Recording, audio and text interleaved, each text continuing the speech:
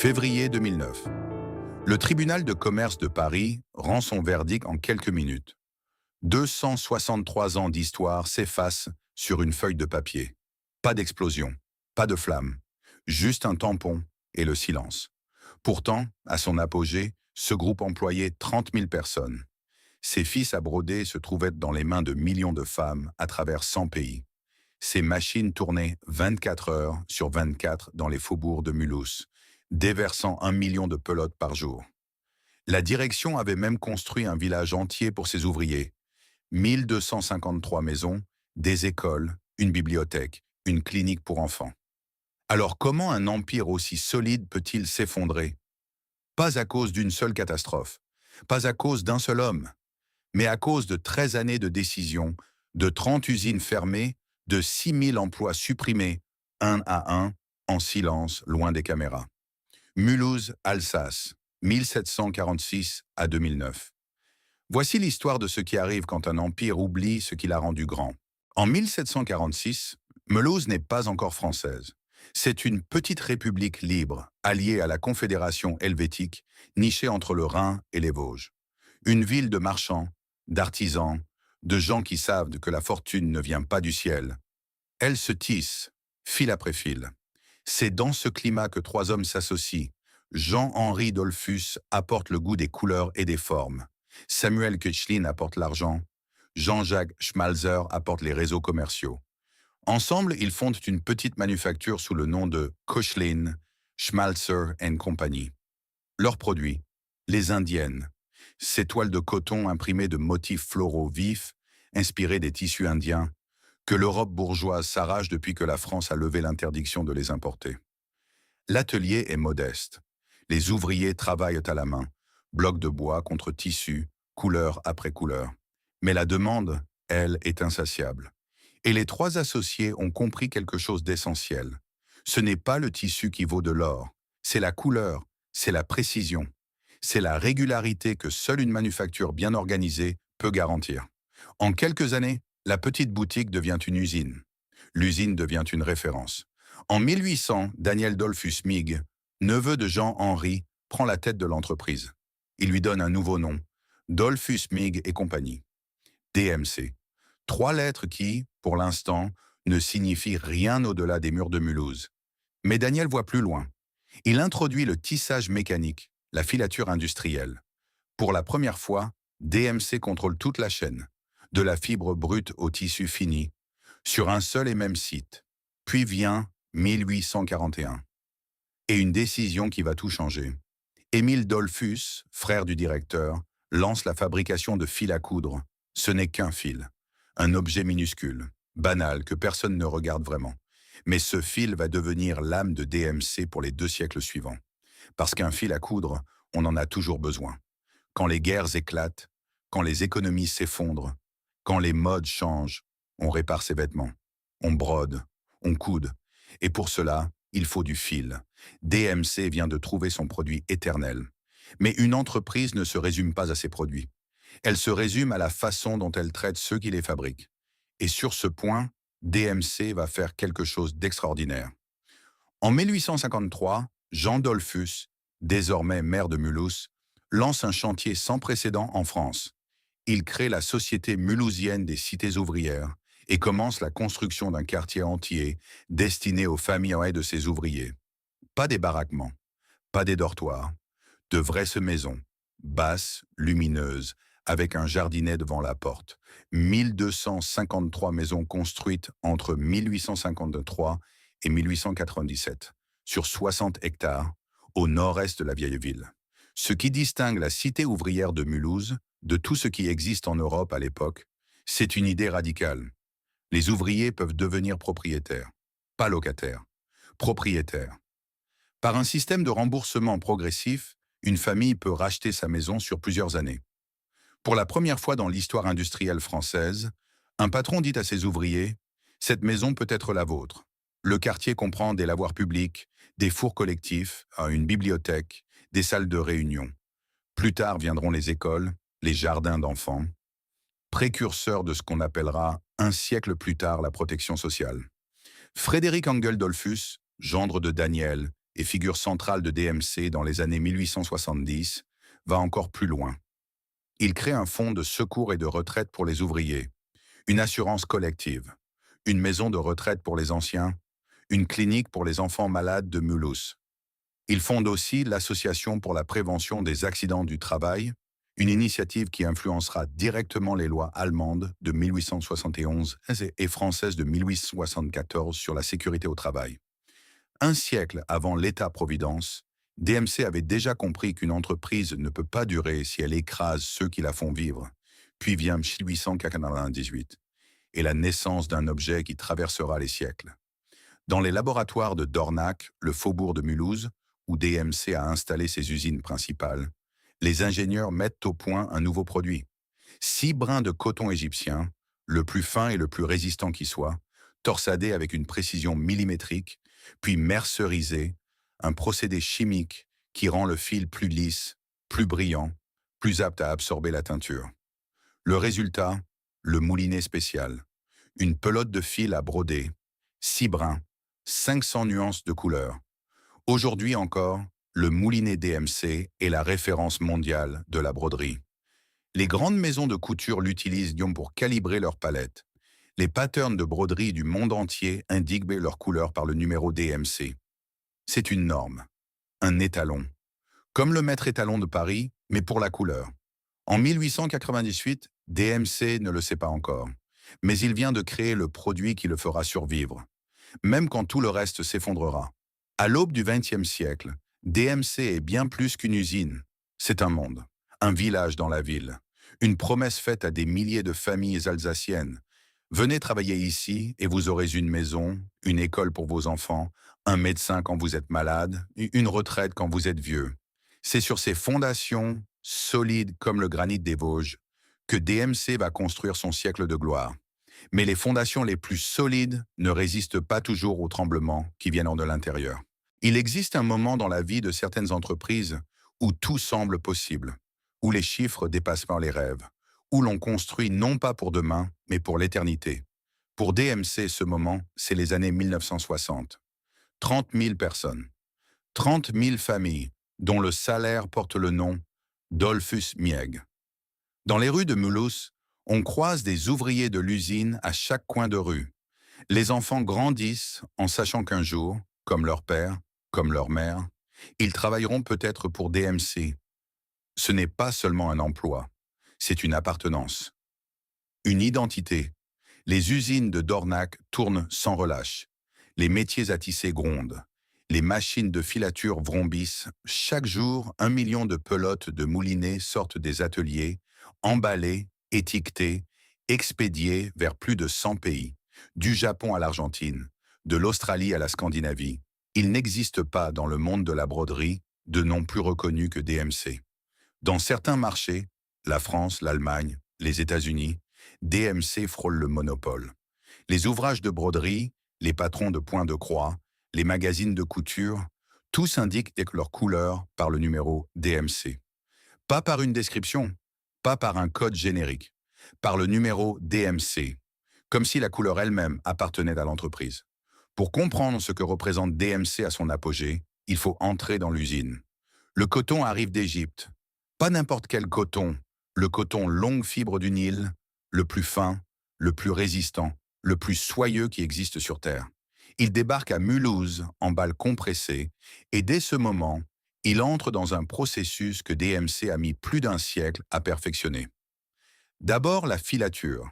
Les fibres sont cardées, peignées, étirées jusqu'à obtenir un fil d'une régularité parfaite. Ensuite, le retordage. 6 brins assemblés avec une précision au dixième de millimètre, puis la mercerisation. Le fil plonge dans un bain de soude caustique sous tension, ce qui gonfle les fibres, les rend plus lisses, plus brillantes, infiniment plus aptes à absorber la teinture. Et c'est là que DMC révèle son vrai génie. Dans les laboratoires de Dornach, chaque couleur est une science.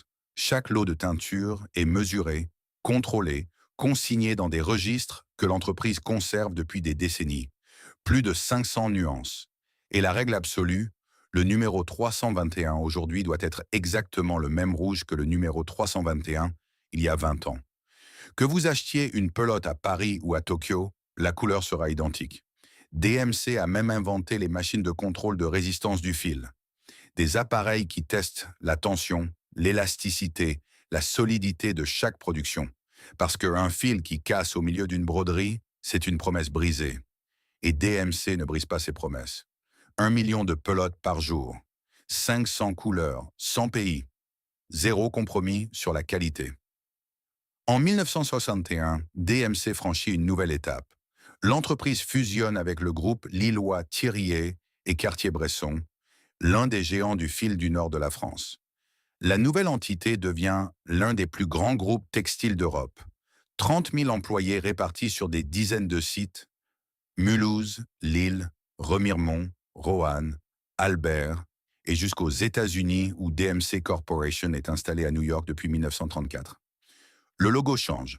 La cloche de Mulhouse cède la place à la tête de cheval de Thirier. Mais le nom reste. DMC, 3 lettres, qui désormais résonnent dans les capitales du textile mondial. Le groupe diversifie ses activités avec une ambition débordante.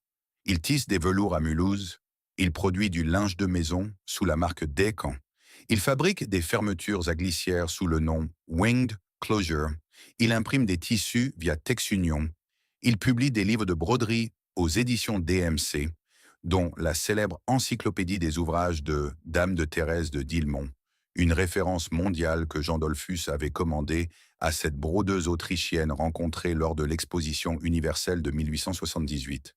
DMC ne vend plus seulement du fil. DMC vend un art de vivre, et les chiffres donnent le vertige. En 1990, le chiffre d'affaires du groupe atteint 10,35 milliards de francs. Le bénéfice net frôle les 300 millions de francs. La cotation à la Bourse de Paris, active depuis 1922, affiche des valeurs solides. Les actionnaires sont satisfaits. Les banques d'aide font confiance. Le monde entier semble convaincu que DMC est indestructible. Dans les salons de direction de Mulhouse, on parle d'expansion, on parle de nouveaux marchés, on parle d'avenir. Personne ne parle encore de ce qui vient. Personne ne regarde vers l'Est, où quelque chose est en train de changer, silencieusement, inexorablement, dans les usines de Chine, de Bangladesh, du Vietnam. Des usines qui n'ont pas de laboratoire de couleur centenaire, pas de cité ouvrière, pas de fonds de retraite pour leurs ouvriers, mais qui ont quelque chose que DMC n'a pas, des coûts 10 fois moins élevés. Et en 1990, pendant que les dirigeants de Mulhouse célèbrent leurs 10 milliards de francs de chiffre d'affaires, ces usines-là commencent à expédier leurs premières cargaisons vers l'Europe. Le compte à rebours vient de commencer. Il y a une règle non écrite dans le monde industriel. Les empires ne meurent pas d'un seul coup. Ils meurent de 1000 petites décisions, chacune raisonnable en apparence, catastrophique dans ses conséquences cumulées. Pour DMC, la première fissure n'est pas née dans les années 1990. Elle est née bien avant.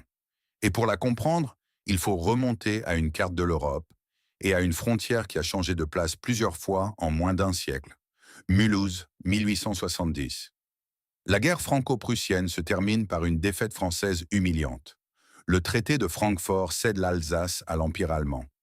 Du jour au lendemain, DMC, une entreprise française, fondée par des familles alsaciennes qui se pensaient françaises, se retrouve sur le territoire ennemi. Ses exportations vers la France sont taxées. Ses réseaux commerciaux sont coupés. Ses ouvriers parlent français dans une ville qui doit désormais s'appeler Mühlhausen. DMC survit. L'entreprise s'adapte, développe de nouveaux marchés, continue de produire. Mais cette première blessure laisse une trace invisible.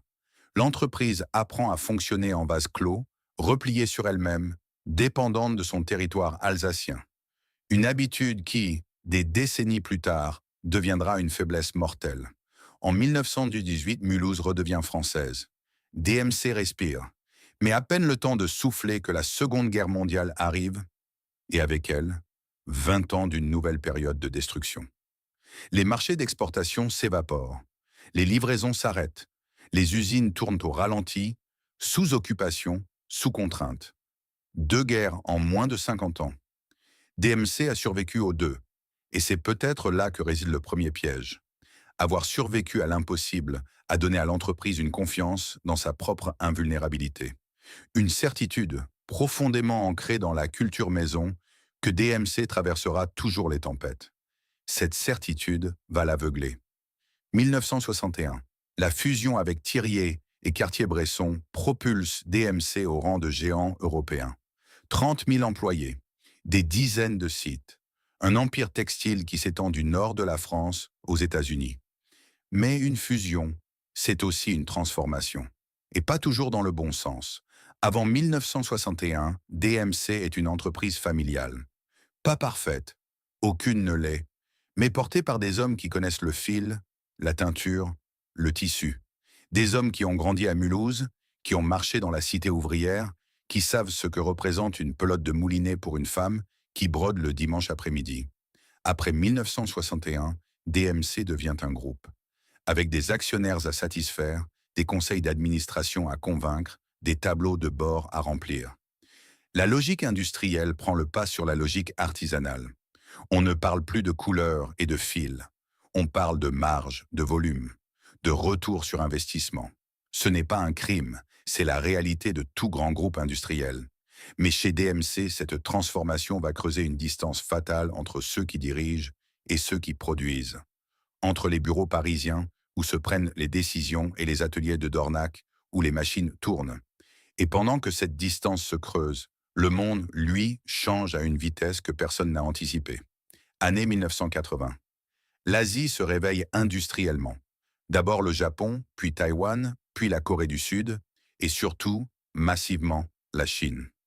Des millions d'ouvriers qui travaillent pour des salaires que DMC ne pourrait jamais proposer à ses employés alsaciens sans déclencher une révolution sociale. Les premières cargaisons de textiles asiatiques arrivent en Europe. Elles sont moins chères, beaucoup moins chères, et les consommateurs européens, qui traversent eux-mêmes des périodes économiques difficiles, commencent à regarder les prix avec une attention nouvelle. DMC, au début, ne s'inquiète pas. Ces produits sont différents, de qualité supérieure, reconnaissables, standardisés d'une manière que les fabricants asiatiques ne peuvent pas encore reproduire. Le moulinet spécial, c'est plus de 2 siècles de savoir-faire. Ça ne s'imite pas du jour au lendemain. Mais dans les années 1990, quelque chose se brise. Les importations textiles asiatiques en Europe augmentent de 65% en 2 ans. Pas graduellement, pas progressivement. En 2 ans. Un tsunami commercial qui submerge les industriels européens avant même qu'ils aient eu le temps de comprendre ce qui se passait. Et DMC fait face à un problème supplémentaire, structurel, qu'aucune décision de direction ne peut résoudre seule. 70% de ses revenus viennent d'Europe. Un groupe qui dépend à ce point d'un seul marché ne peut pas absorber un choc continental. Et l'Europe des années 1990, c'est une longue crise économique, chômage élevé, consommation en berne, entreprises qui ferment les unes après les autres, moins d'argent dans les poches des Européens, plus de concurrence asiatique sur les étagères, et un euro fort, la monnaie unique qui arrive en 1999, qui rend les exportations DMC hors d'Europe encore plus chères pour les acheteurs étrangers, tout en rendant les importations asiatiques encore plus accessibles pour les clients européens. Le ciseau se referme, et pendant que ce ciseau se referme, DMC fait une série de choix qui vont accélérer sa chute. Plutôt que de se concentrer sur son cœur de métier, le fil à broder, dans lequel il est leader mondial incontesté, le groupe cherche à se diversifier, à trouver de nouveaux relais de croissance, à ne pas mettre tous ses œufs dans le même panier. En apparence, c'est de la sagesse stratégique. En réalité, c'est une fuite en avant. DMC lance Loisirs et Créations, une chaîne de 21 magasins de loisirs créatifs, censés capter directement les consommateurs finaux et créer un lien émotionnel avec la marque. L'idée n'est pas stupide, mais l'exécution est ruineuse. Les magasins perdent de l'argent. Chaque point de vente ouvert est un nouveau foyer de perte qui vient saigner les résultats du groupe. En parallèle, DMC investit dans le sportswear, dans les textiles techniques, dans des segments où il n'a ni l'expertise ni les réseaux commerciaux nécessaires. Chaque diversification éloigne un peu plus le groupe de ce qu'il sait faire mieux que quiconque. En 1990, le chiffre d'affaires était de 10 milliards de francs, le bénéfice de 300 millions. À la fin de la décennie, les revenus ont fondu de moitié, et les pertes nettes, certaines années, approche les 600 millions de francs. En 10 ans, DMC est passé de l'empire à la survie. Mais le pire n'est pas dans les chiffres. Le pire est dans ce que ces chiffres ont produit comme décisions humaines. Parce que quand un groupe industriel perd de l'argent, il cherche d'abord à couper ce qui coûte le plus cher.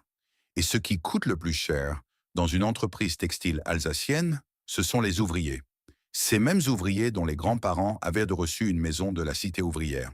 Ces mêmes familles à qui DMC avait promis, un siècle plus tôt, une vie digne en échange de leur travail. La promesse allait bientôt être brisée, et ce serait un seul homme, assis dans un bureau de direction, qui tiendrait le stylo. En 1995, Jacques Boubal prend la tête du groupe DMC. Il arrive dans une entreprise déjà fragilisée.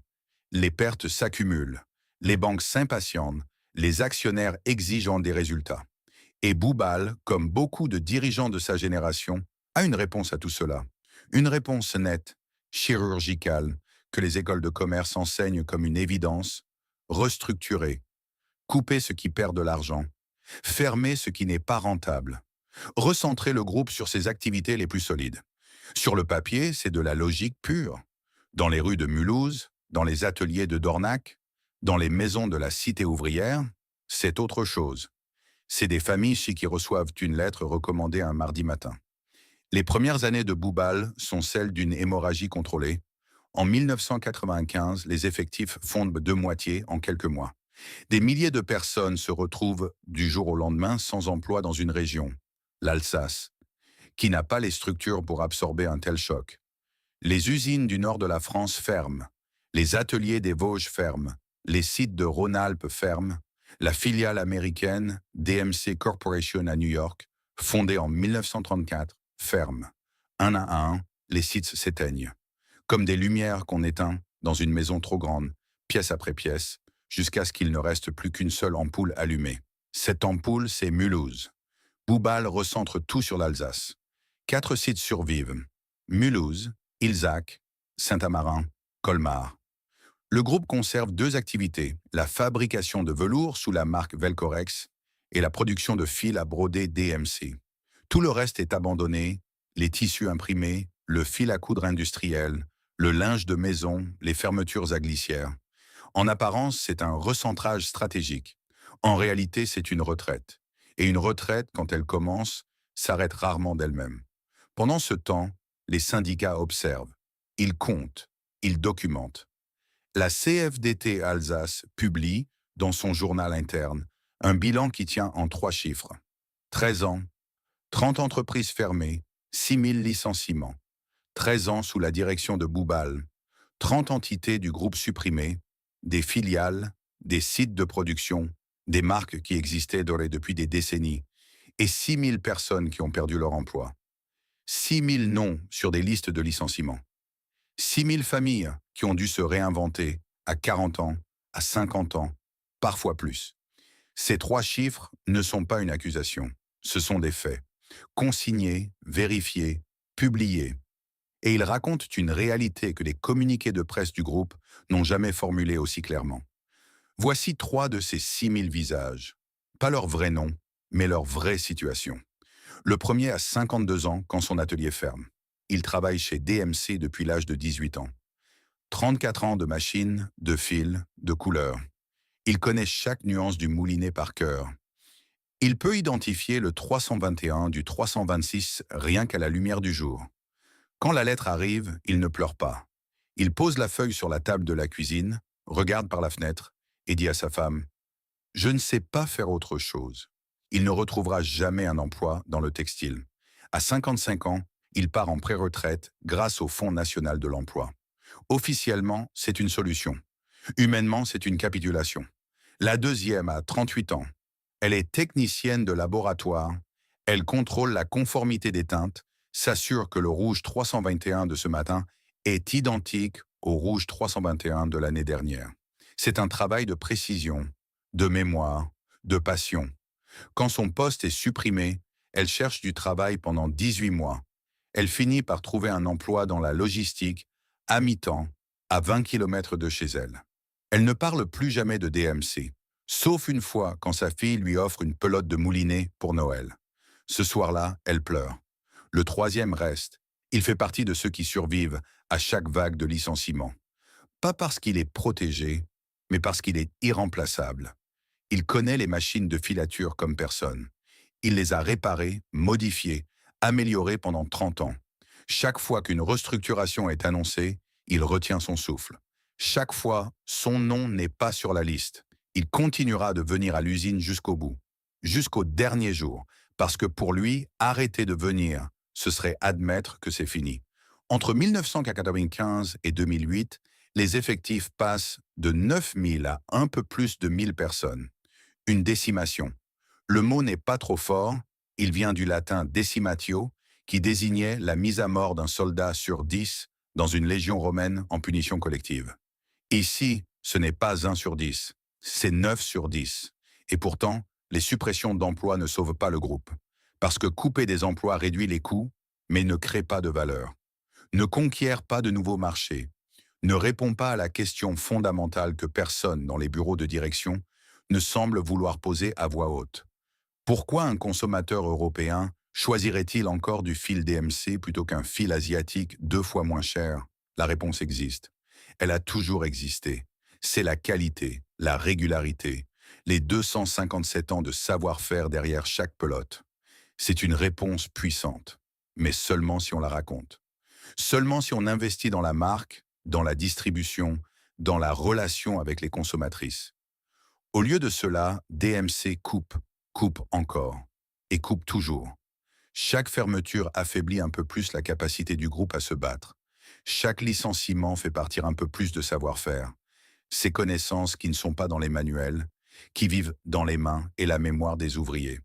Chaque site fermé est un réseau commercial perdu, une relation client abandonnée, un territoire livré à la concurrence. C'est un cercle vicieux. Et DMC tourne dedans depuis 10 ans.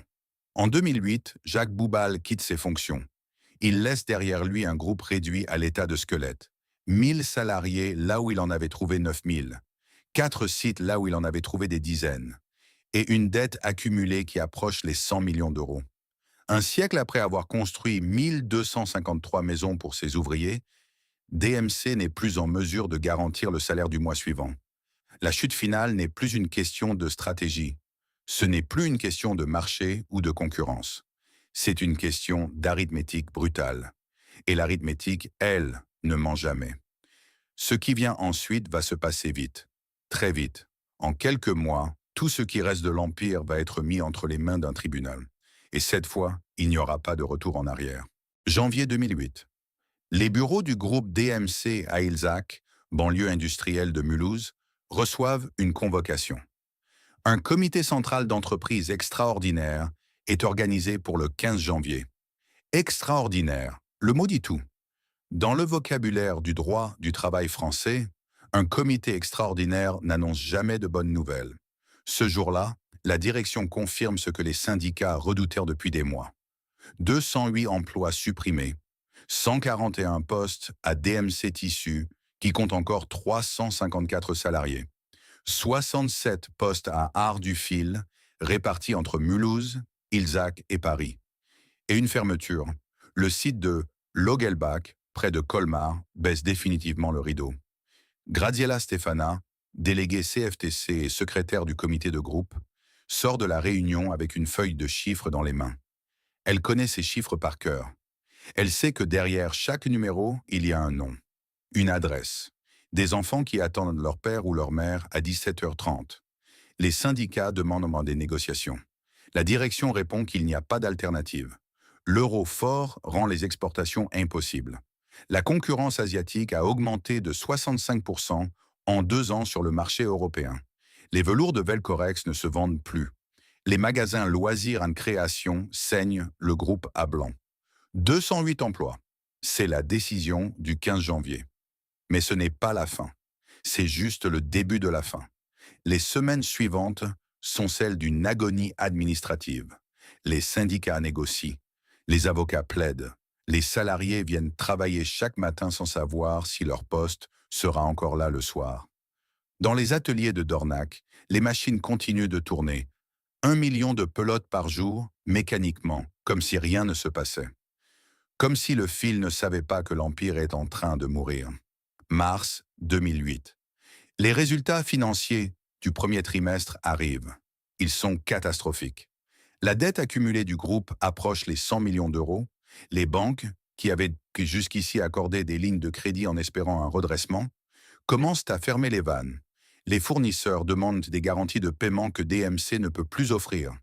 La direction tente encore de négocier. Elle cherche des repreneurs potentiels. Elle contacte des fonds d'investissement, des groupes textiles européens, des partenaires asiatiques. Personne ne veut d'un groupe endetté à 100 millions, dont les actifs principaux, des usines vieillissantes et une marque, ne valent plus grand-chose sur un marché en pleine liquidation. Un repreneur se manifeste, puis disparaît. Un autre étudie le dossier, puis renonce. Le temps passe. L'argent, lui, ne repasse pas. Mardi 29 avril 2008, il est 16 heures à Ilzac. Dans la salle de réunion du siège social, les membres des comités centraux d'entreprise sont convoqués en session extraordinaire. La deuxième en 4 mois. Cette fois, les visages des dirigeants ne laissent aucun doute sur ce qui va être annoncé.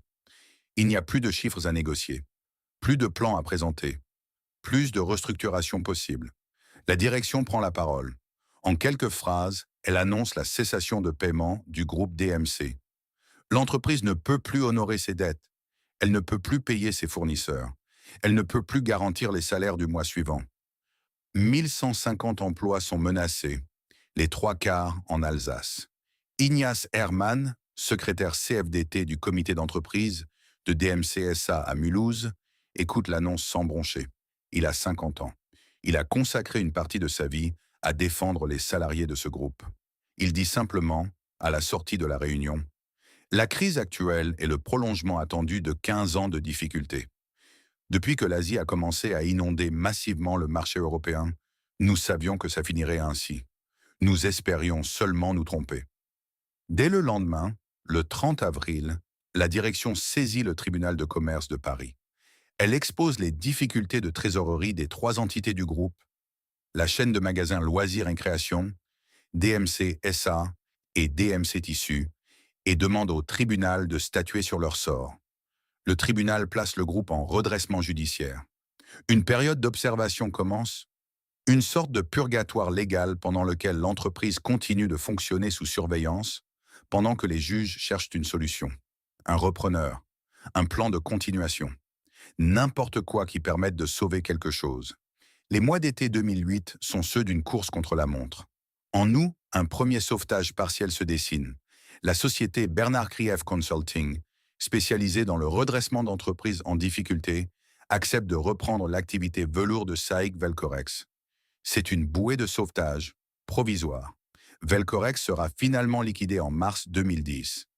Les ouvriers qui avaient cru être sauvés apprennent, 18 mois plus tard, que leur emploi n'existait plus depuis longtemps. Il avait juste mis du temps à disparaître officiellement. En décembre 2008, Bernard Krief Consulting reprend également l'activité fil à broder. Le cœur historique de DMC, le moulinet spécial, les 500 couleurs, l'usine de Dornac. Une nouvelle entité est créée, DMC SAS. Dominique Poil, ancien directeur du groupe, est nommé à sa tête. L'essentiel est sauvé, mais à quel prix? Sur les 382 salariés qui travaillaient encore dans les entités reprises, 137 postes sont supprimés, 118 licenciements secs. 19 salariés de plus de 56 ans sont orientés vers le dispositif de pré-retraite du Fonds national de l'emploi. Une mesure d'État qui leur évite le licenciement brutal, mais les sort définitivement du marché du travail. 19 dossiers acceptés sur 32 espérés. Les 13 autres n'ont pas eu cette chance. Mercredi 18 février 2009.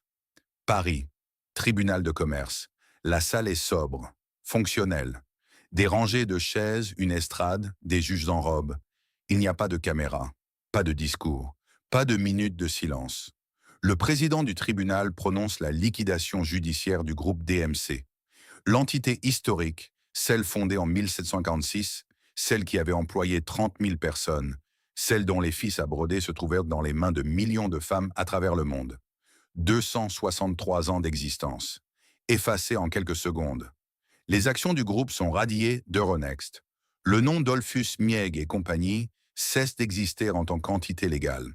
Les archives, les registres, les autres sièges, les fichiers clients, tous les liquidés, vendus aux enchères, dispersés. Dans les jours qui suivent, les anciens salariés apprennent la nouvelle par les journaux, par la radio, par des collègues qui ont appelé pour vérifier.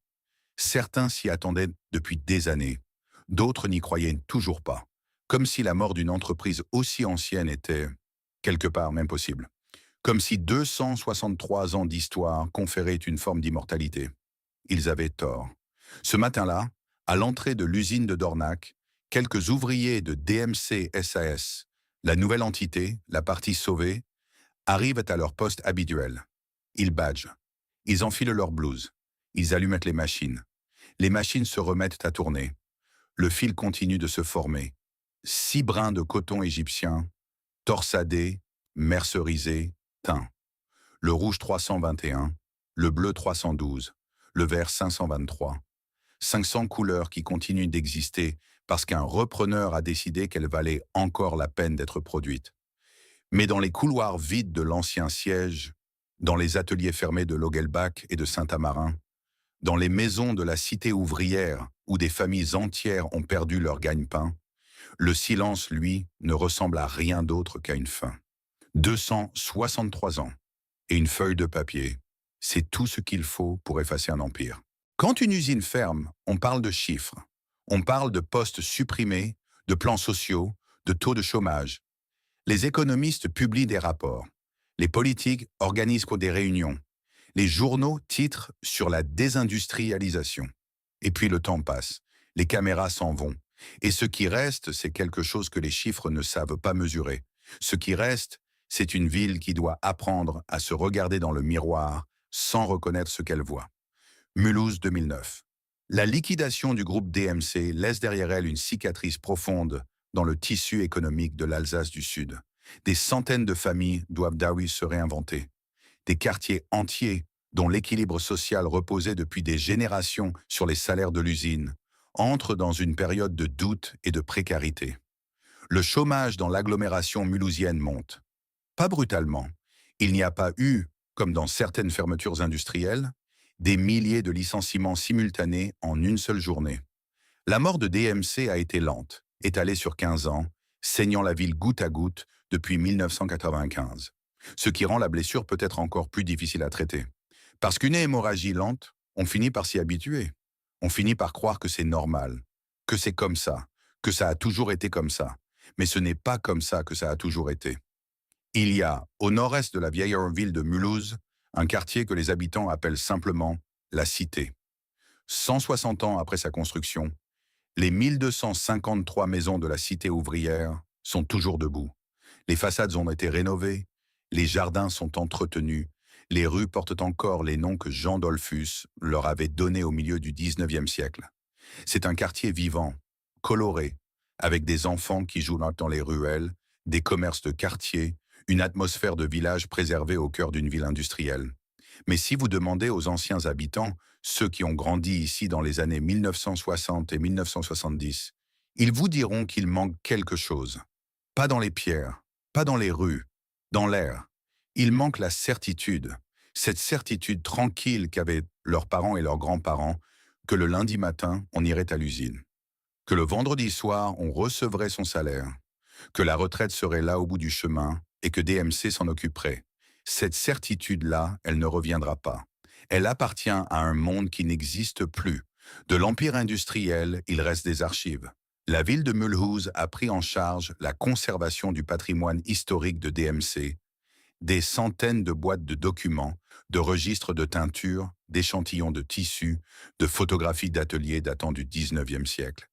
Des décennies de savoir-faire consignés sur du papier jauni, rangés dans des cartons dans les réserves des archives municipales. C'est un trésor invisible, un mémorial sans plaque, sans visiteurs, sans lumière. La mémoire de 30 000 vies de travail soigneusement classées, soigneusement oubliées. Le musée de l'impression sur étoffe de Mulhouse, lui, garde vivante une partie de l'histoire textile de la région, les techniques d'impression sur indienne, les premières machines, les cahiers de coloris. C'est un musée remarquable. Mais un musée, par définition, c'est un endroit où l'on range ce qui ne vit plus. Côté industriel, le bilan est sans appel. SAIC Velcorex, le fabricant de velours que Bernard Criff Consulting avait repris en août 2008 en pensant le sauver, est liquidé en mars 2010. 18 mois de sursis. Les ouvriers qui avaient cru traverser la tempête apprennent que leur emploi a été condamné depuis le début, que la reprise n'était qu'un délai accordé par les tribunaux, pas une renaissance. DMC SAS, elle, survit. Sous la direction de Dominique Poil, l'entreprise se recentre sur ce qu'elle a toujours su faire, mieux que quiconque. Le fil à broder, le moulinet spécial, les 500 couleurs. L'usine de Dornac continue de tourner, plus petite, plus silencieuse, mais toujours là. En 2016, le fonds d'investissement britannique Blue Gem Capital Partners rachète l'intégralité du capital de DMC SAS. Une nouvelle page s'ouvre. Le groupe DMC est reconstruit autour d'une stratégie de consolidation des marques de broderie et de loisirs créatifs. Il intègre Rowan, Sirdar, Wool & the Gang et Tilsatec, un fabricant de fils techniques résistants à la coupure. DMC existe encore. DMC vend encore. DMC exporte encore vers plus de 120 pays. Mais DMC n'emploie plus, à Mulhouse, que 250 personnes. 250, là où il y en avait 30 000. C'est une perte de 99,2% de la force de travail en 60 ans. Un chiffre si brutal qu'il résiste à toute tentative de le relativiser. On ne relativise pas la disparition de presque toute une communauté de travail. On la constate, on la nomme, et on se demande ce qu'elle dit de nous, de nos choix collectifs, de nos politiques industrielles, de la façon dont nous avons décidé, en Europe, de nous déshabiller de notre tissu industriel pour acheter moins cher ailleurs. Il y a une dernière image que l'on ne peut pas ne pas mentionner. En 2004, alors que DMC agonise encore, la ville de Mulhouse décide de construire une extension de la cité ouvrière. Elle fait appel à 5 agences d'architecture de renom, dont Jean Nouvel, pour concevoir de nouveaux logements sociaux sur le terrain d'une ancienne usine, en bordure de la cité historique. Le projet s'appelle Cité Manifeste. Il est beau, il est audacieux. Il crée une continuité visuelle avec les maisons du 19e siècle, tout en les réinterprétant pour le 21e. Mais il est construit sur le terrain d'une ancienne usine, là où des machines tournaient, là où des ouvriers venaient aussi gagner leur vie. On a rasé l'usine, on a bâti des appartements, et on a appelé ça du progrès. Peut-être. Mais le progrès, quand il efface ce qui l'a précédé sans en préserver la mémoire vivante, ressemble parfois à de l'amnésie. Mulhouse cherche encore. La ville se réinvente. Secteur tertiaire, services, tourisme industriel, le musée national de l'automobile, la cité du train, les musées techniques qui font la fierté de l'Alsace du Sud attirent des visiteurs de toute l'Europe. La ville survit. La ville avance. Mais il y a des choses qu'on ne remplace pas. On ne remplace pas 30 000 emplois par des entrées de musées.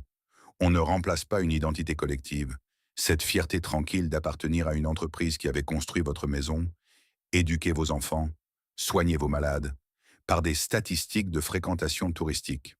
On ne remplace pas ce que DMC représentait pour Mulhouse, pas parce que c'était parfait, pas parce que le paternalisme industriel du 19e siècle était un modèle à préserver tel quel, mais parce que, au-delà du modèle, il y avait une promesse. Une promesse faite à des milliers de familles. Venez travailler ici et vous aurez une vie digne. Cette promesse a tenu pendant 2 siècles. Et puis elle s'est brisée, en silence, en 15 ans, dans l'indifférence générale. Il existe, dans l'usine de Dornac, une salle que peu de gens connaissent. Ce n'est pas la salle des machines. Ce n'est pas le laboratoire de teinture. C'est une pièce plus petite, plus discrète, où sont conservés des registres reliés en cuir noir. Des dizaines de volumes alignés sur des étagères en bois sombre. Chaque volume contient des centaines de pages. Et sur chaque page, des échantillons de fils collés à la main. Des centaines de nuances, du blanc cassé au noir profond, en passant par tous les rouges, tous les bleus, tous les verts que la chimie humaine a su produire. C'est la mémoire chromatique de DMC. 100 ans de couleurs. 100 ans de décisions prises dans ce laboratoire. Cette nuance est trop froide, celle-là trop chaude. Le 321 doit être exactement ce rouge-là, pas un autre. Ces registres ont survécu à 2 guerres mondiales. Ils ont survécu à la liquidation de 2009. Ils survivent encore aujourd'hui, dans cette salle silencieuse, pendant que 250 ouvriers font tourner les machines à quelques mètres de là. Ils sont la preuve que certaines choses résistent, que certaines choses valent la peine d'être préservées. Et ils posent, en silence, la question qui traverse toute cette histoire. Pourquoi n'a-t-on pas su préserver le reste? La première leçon de DMC est peut-être la plus simple et la plus difficile à accepter. Un empire ne meurt pas de ses ennemis. Il meurt de ses propres contradictions. DMC n'a pas été tué par la Chine. La concurrence asiatique a été le détonateur. Mais la poudre était déjà là, accumulée depuis des décennies. La fusion de 1961 qui a transformé une entreprise familiale en machine bureaucratique. La dépendance à 70% au marché européen sans jamais chercher à diversifier géographiquement.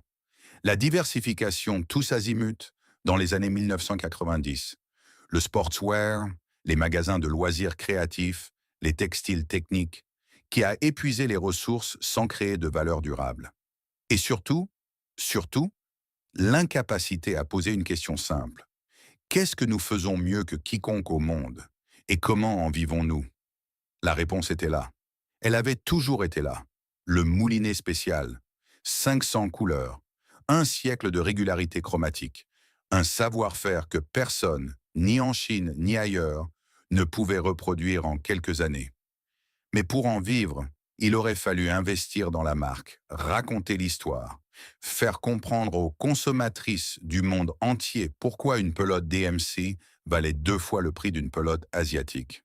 Il aurait fallu du courage commercial, pas des coupures budgétaires.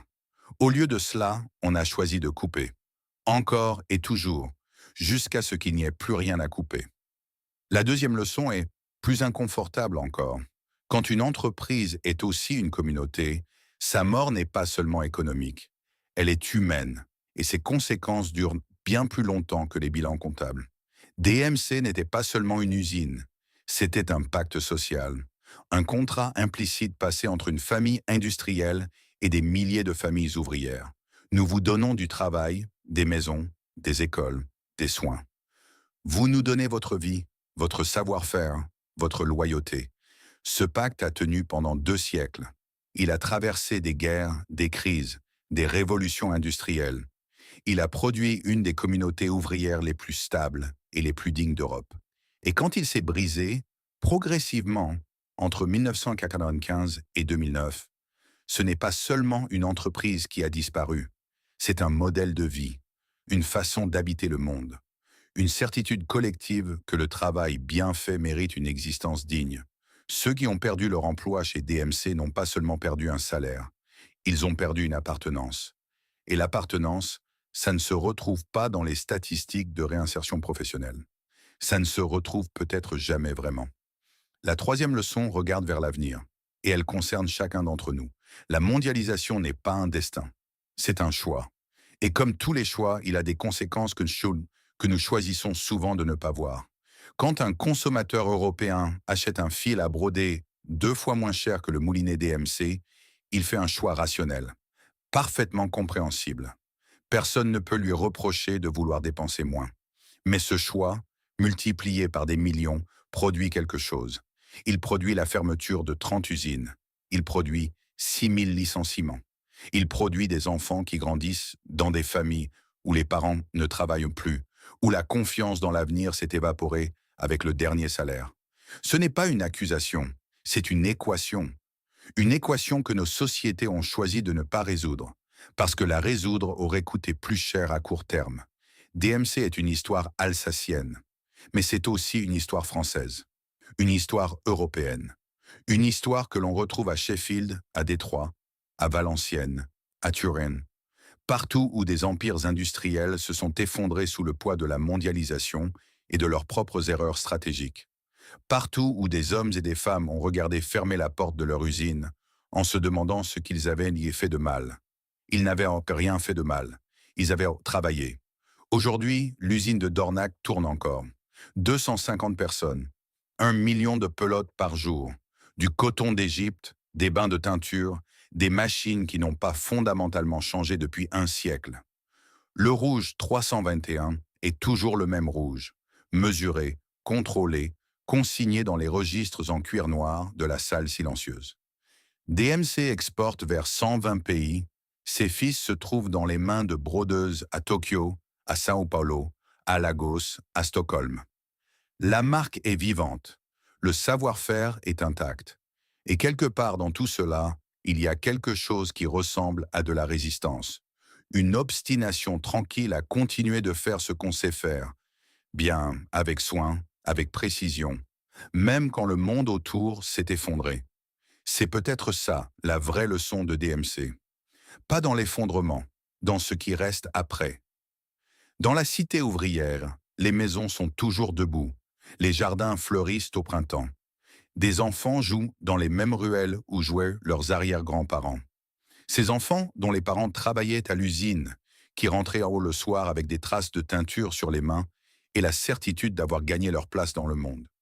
Ces enfants-là ne savent peut-être pas ce que signifient les 3 lettres gravées sur la façade de l'usine de Dornac.